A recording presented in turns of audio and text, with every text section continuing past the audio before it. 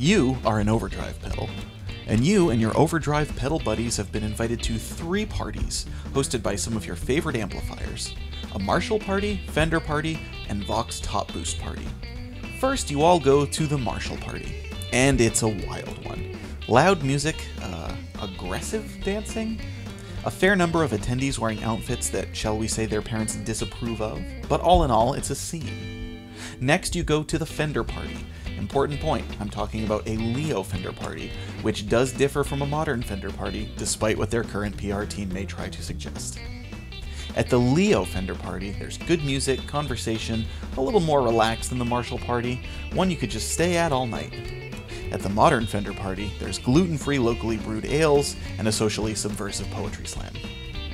Then you go to the Vox party, where the overzealous host opens the door before you even knock and welcomes you.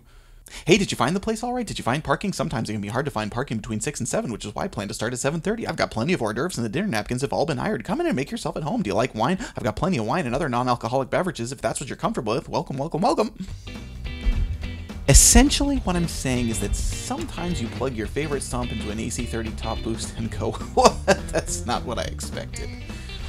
Now, don't get me wrong, I absolutely love AC30s. I think they're vastly underrated amplifiers and somewhat misunderstood.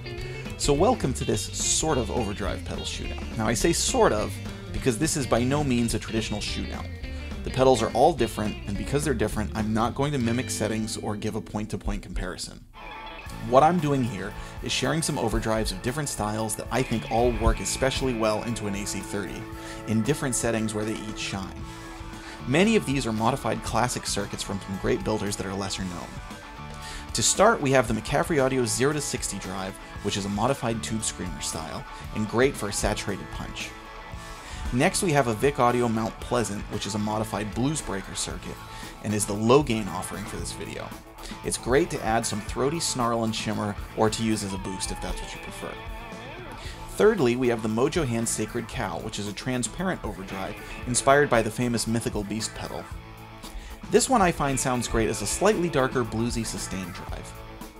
Then we move on to our dual stage pedals, where we have the Modtone Dirty Duo, which combines an op-amp TS-style drive with an edgier British-style boost that you can stack on top, and is also very budget-friendly.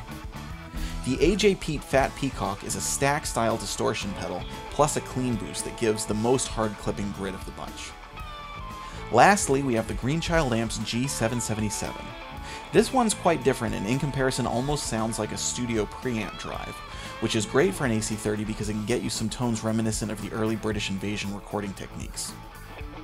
For this shootout, I'm sticking with one guitar, which is a Fender Telecaster loaded with Lust for Tone Outlaw pickups and a Toneman guitar wiring harness. I'm plugging into input 1 of the top boost channel, and the knobs are all relatively close to new. This AC30 does have some mods to give it more of a vintage feel. It's an AC30 C2, but it has an Eminence Private Jack speaker and Alnico Red Fang, which are each individually mic'd in stereo. It also has a Bright Cap mod, and JJEL84s. Special thanks to McCaffrey Audio for sponsoring this video by providing vintage preamp tubes. Also thanks to Modtone for supplying the power! I'm using sinusoid slate cables. That's all there is, and there ain't no more.